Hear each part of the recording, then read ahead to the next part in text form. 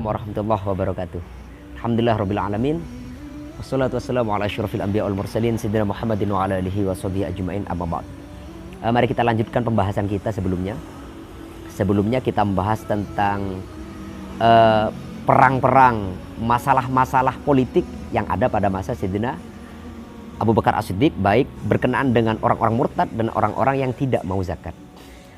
Sekarang kita bahas tentang wafatu Abi Bakrin As-Siddiq radhiyallahu anhu, wafat beliau. Ada berbagai riwayat tentang wafat beliau. Satu, beliau diracun oleh orang Yahudi fi arus, dalam makanan yang ketika beliau makan bersama dengan Tabib Tsaqif, dengan dokter Tsaqif yang bernama Al-Harith bin Kaldah. Hingga sampai-sampai saking merasakan racun itu, Harith bin Kaldah berkata kepada Sayyidina Abu Bakar As-Siddiq, "Wallahi irfa' yadak ya khalifat Rasulillah. Inna kunna nat'am ta'aman masmuman." Kita telah makan makanan yang telah diracun. Kita akan mati pada fiyomin wahid. Kita akan mati pada hari yang sama. Dan beliau berdua mati pada 1 tahun. 1 tahun setelah racun itu. Riwayat kedua, beliau irtasala fiyomin barid. Beliau mandi pada hari di mana Madinah ketika sangat dingin. Akhirnya beliau demam selama 15 hari. Baru setelah itu beliau wafat. Selanjutnya riwayat dari, saya buka riwayatnya, wa akhrajal Hakim an Ibni Umar qala, diriwayatkan oleh Al-Hakim bahwasanya sabab mauti Abi Bakrin As-Siddiq adalah wafatu Rasulullah sallallahu alaihi wasallam hamdan. Wafatnya Sayyidina Abu Bakar As-Siddiq adalah karena kerinduan kepada Rasulullah. Karena wafatnya Rasulullah yang membuat beliau sangat menderita. Saking cintanya Sayyidina Abu Bakar As-Siddiq kepada Rasulullah Muhammad sallallahu alaihi wasallam. Hingga ketika Rasulullah wafat, beliau mengalami penderitaan yang sangat luar biasa. Mental beliau tidak lagi stabil, meskipun beliau kuat-kuatkan tubuhnya. Selanjutnya, riwayat selanjutnya adalah racun ular ketika beliau bersama dengan Rasulullah di Gua Hiro. Jadi ketika itu Sayyidina Abu Bakar menemani Habibina Muhammad SAW di Gua Hiro ketika perjalanan hijrah dari Mekah ke Madinah. Jadi ketika itu beliau tutup lubang-lubang di Gua Hiro itu, gua yang tidak pernah dimasuki oleh orang-orang, karena memang di luar telah ditutupi sarang laba-laba dan juga ada sarang burung merpati ketika itu di sana. Beliau tutup lubang-lubang itu dan ada satu lubang yang beliau lewatkan. Ketika itu Rasulullah Muhammad SAW tidur di pangkuan Sayyidina Abu Bakar As-Siddiq radhiyallahu anhu. Saking lelahnya beliau tertidur. Dan Sayyidina Abu Bakar tidak ingin mengganggu istirahat Rasulullah. Beliau tidak ingin mengganggu kelelahan Rasulullah. Ketika itu ada ular mulai mendesis dari lubang yang terlewatkan oleh Sayyidina Abu Bakar. Ada ular yang konon bernama Balukia yang telah ribuan tahun menunggu Habibina Muhammad SAW. Saking rindunya si ular itu. Akhirnya Sayyidina Abu Bakar As-Siddiq menutup lubang itu dengan kaki beliau. Agar Rasulullah tidak bangun dan agar tidak mengganggu Rasulullah. Akhirnya si Balukia, konon Balukia ini, Abu Bakar telah mengganggu pertemuanku dengan Muhammad. Akhirnya kaki Sayyidina Abu Bakar ia digigit oleh ular. Bisakan, memasukkan bisanya si Balukia ke dalam kaki Sayyidina Abu Bakar. Beliau tidak mengeluh, beliau tidak merasakan sakit, tidak merintih, agar tidak mengganggu istirahat Rasulullah Muhammad SAW. Tapi ketika kaki itu mulai membiru, maka beliau tidak bisa menahan sakit, tapi tetap beliau tidak merintih, tidak mengeluh. Hanya saja air mata yang menjadi jawaban. Beliau menangis dan air mata beliau jatuh di wajah mulia Habibina Muhammad SAW. Akhirnya Rasulullah bangun. "Ya Abu Bakar, apakah engkau menangis karena kau ikut denganku? Apakah engkau bersedih? Apakah engkau tidak rela ikut denganku?" "Tidak ya Rasulullah, demi Allah, aku ikhlas ikut denganmu, aku ridha ikut denganmu. Aku tidak mengeluh sedikit pun karena aku ikut denganmu, memperjuangkan dakwah kenabianmu. Hanya saja aku dari tadi digigit oleh ular itu dan bisanya telah menjalar dalam tubuhku. Aku tidak bisa menahan sakit lagi. Akhirnya air mataku jatuh di wajahmu ya Rasulullah." Beliau pegang, Habibina Muhammad SAW pegang kaki Sayyidina Abu Bakar yang mulai membiru, mulai membengkak. Beliau sentuh, beliau usap 3 kali dan kaki itu kembali semula, kembali sembuh seperti semula. Dan dalam riwayat itu racun itu masih ada sedikit dan kelak akan menyebabkan Sayyidina Abu Bakar As-Siddiq radhiyallahu an wafat. Sayyidina Abu Bakar As-Siddiq radhiyallahu an wafat pada tanggal 21 Jumadil Akhir tahun ke-13 Hijriah. Jadi masa kekhalifahan beliau hanya bertahan selama 2 tahun 3 bulan 8 hari. Beliau berwasiat, nanti yang mentajhis jenazah saya adalah istri saya Asma binti Ines dan juga putra saya Abdurrahman bin Abu Bakar yang kelak punya putra Abu Atik. Selanjutnya kita akan bahas tentang fadailu Sayyidina Abu Bakar As-Siddiq radhiyallahu anhu. Fadail tentang keutamaan, keistimewaan beliau. Satu, keistimewaan beliau adalah khairu hadhil ummah ba'da nabiyha. Beliau termasuk paling baiknya umat terbaik setelah nabinya adalah Sayyidina Abu Bakar As-Siddiq, dan ini qalahu Aliun ibnu Abi Thalib. Ini adalah dikatakan oleh Sayyidina Ali bin Abi Thalib. Khairu hadhil ummah ba'da nabiyha Abu Bakrin As-Siddiq radhiyallahu anhu. Dan sejarawan mu'arrikhun Islam Imam Az-Zahabi mengatakan, hadza qaulun azim, ini adalah perkataan yang paling luar biasa, istimewa. Sebab beliau katakan ini, beliau sampaikan ini, Sayyidina Ali sampaikan ini fi Masjidil Kufah, di Masjid Kufah. Maka la'anallahu Rafidhah. Maka semoga Allah melaknat orang-orang Syiah Rafidhah yang melaknat Sayyidina Ali dan Sayyidina Abu Bakar As-Siddiq radhiyallahu anhuma. Selanjutnya kita akan bahas tentang keutamaan fadail Sayyidina Abu Bakar As-Siddiq radhiyallahu an, yakni syafaqatuhu 'ala du'afa. Beliau sangat cinta, sangat sayang kepada orang-orang yang tidak mampu. Pernah suatu ketika Sayyidina Umar bin Khattab radhiyallahu an berjalan-jalan di pinggiran kota-kota Madinah untuk mencari orang-orang tak mampu, untuk mencari para du'afa.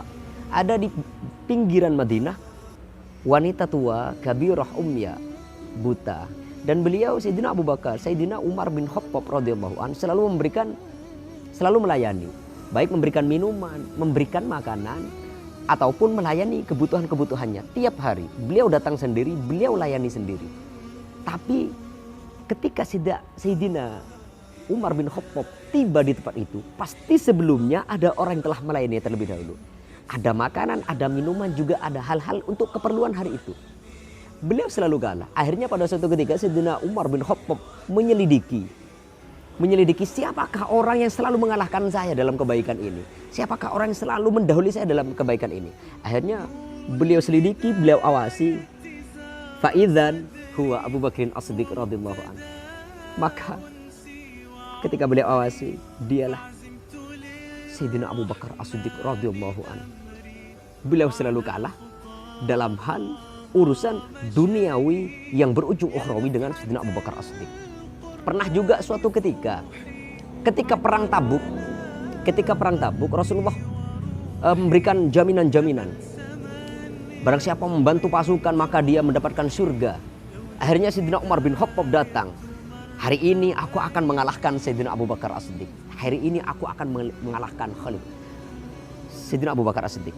Beliau bawa nisfu maluhu. Beliau bawa setengah harta beliau. Akhirnya Rasulullah Muhammad SAW bertanya kepada Sayyidina Umar bin Khattab, ya Umar, ma abqaita li ahlik.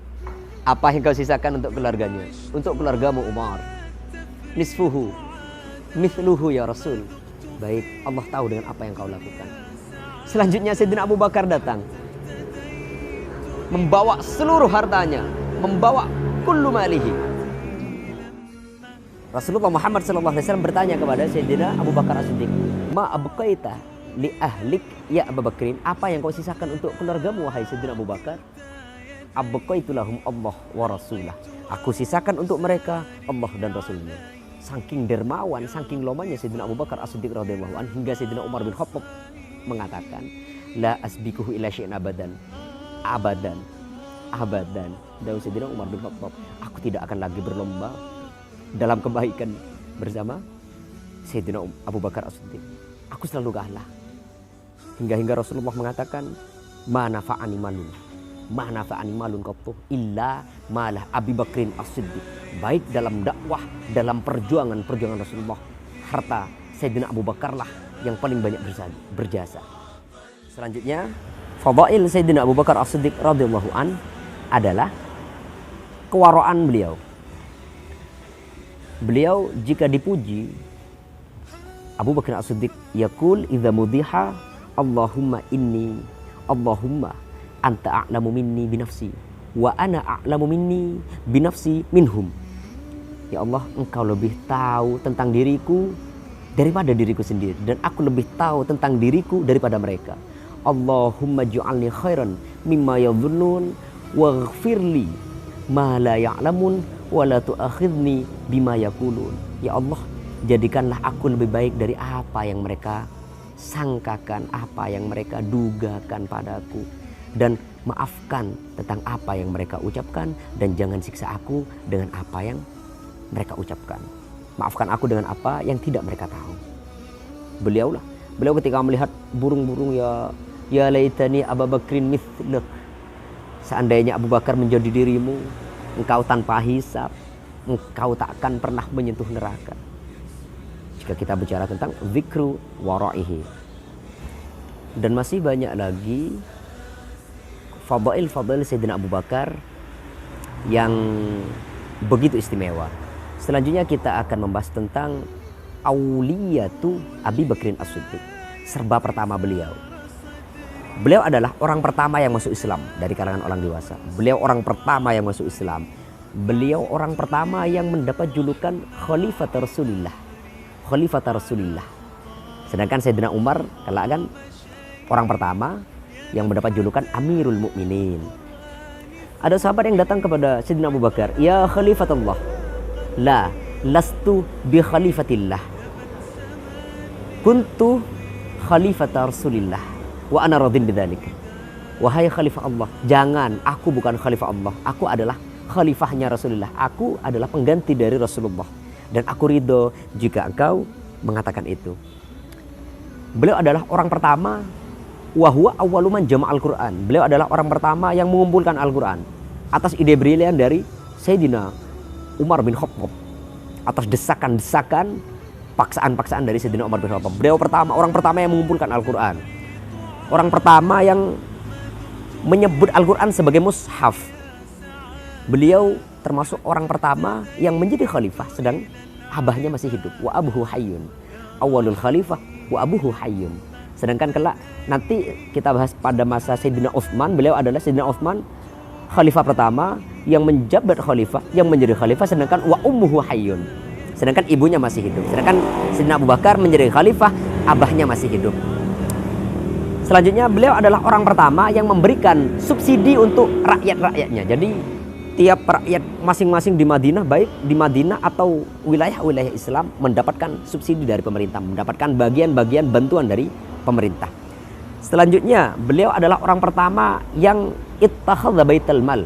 Beliau yang orang pertama yang membuat baitul mal, yang ketika itu penjaganya adalah aminu hadhil ummah, Abu Ubaidah bin Al-Jarrah. Selanjutnya beliau orang pertama yang mendapatkan lakop Atik, orang yang memerdekakan. Atik juga wahwa awaluman aqamal hajjah lil muslimin. Beliau orang pertama yang mewajibkan haji kepada umat Islam. Termasuk salah satu proyek tata negara, administrasi negara pertama kali yang membuat adalah Sayyidina Abu Bakar As-Siddiq radhiyallahu an. Beliau melakukan perluasan wilayah, melakukan perluasan daerah kekuasaan pertama kali pada masa Sayyidina Abu Bakar As-Siddiq radhiyallahu an, melakukan penaklukan, melakukan pembebasan daerah-daerah di luar Jaziratul Arab. Dan kelak pada masa Islam puncak kejayaan itu perluasan wilayah, puncak fi nihayatil ghayatul intiha. Puncaknya itu pada masanya Walid bin Abdul Malik, dinasti Bani Umayyah. Kelak kita akan sampai pada itu. Selanjutnya Sayyidina Abu Bakar yang menarik, beliau menjadi khalifah, tapi beliau tetap bekerja untuk jual kain, untuk menjual minyak wangi di pasar Madinah ketika itu. Jadi beliau tiap harinya tetap bekerja di pasar untuk berjualan. Suatu ketika bertemu dengan Sayyidina Umar bin Khattab. "Mau kemana kau Khalifat Rasulillah?" "Aku mau ke pasar, aku mau menjual sesuatu. Maukah aku kasih makan apa iyali?" mau aku kasih makan apa keluarga-keluargaku? Jangan. Tugasmu adalah mengurusi urusan umat. Tugasmu adalah mengurusi umat-umat Muhammad. Kembalilah, datang ke Baitul Mal, datangi Abu Ubaidah bin Al-Jarrah. Maka engkau akan mendapatkan bagian dari Baitul Mal. Maka beliau diantarkan oleh Sayyidina Umar bin Khattab atas desakan dan paksaan dari beliau. Akhirnya Sayyidina Abu Bakar mengalah. Beliau datang ke Baitul Mal, bertemu dengan Aminu Hadhil Ummah Abu Ubaidah bin Al-Jarrah. Akhirnya Abu Ubaidah bin Al-Jarrah berdasarkan analisa, beliau memberikan rizqul khalifah tiap harinya separuh kambing, harga separuh kambing atau separuh kambing tiap harinya untuk keluarga dan beliau sendiri. Alhamdulillah kita cukupkan pembahasan kita kali ini hanya sampai pada fadail Sayyidina Abu Bakar As-Siddiq. Selanjutnya kita akan membahas tentang man tuwfiya fi a'yanihi. Siapakah para sahabat, para sahabat Rasulullah yang wafat pada masa beliau. Di situ saya buka bocoran dikit. Ada Siti Fatimah Az-Zahra. Fatimah Az-Zahra, putri dari Rasulullah Muhammad SAW, dan juga berbagai riwayat yang cukup kontroversi, dan akan saya jelaskan dengan riwayat-riwayat yang cukup kuat bahwasanya memang ada konfrontasi, ada semacam permasalahan antara Siti Fatimah Az-Zahra dengan Sayyidina Abu Bakar As-Siddiq. Saya cukupkan sampai di sini. Akhirul kalam. Wassalamualaikum warahmatullahi wabarakatuh.